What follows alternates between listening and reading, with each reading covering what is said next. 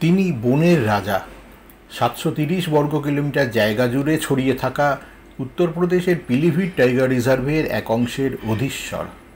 তিনি পিলিভিট টাইগার রিজার্ভের ঘন জঙ্গলের এক অংশ জুড়ে দাপটে ঘুরে বেড়ানো বেশ বড়সড় চেহারার পুরুষ বাঘ, সরকারি পরিচয় S2।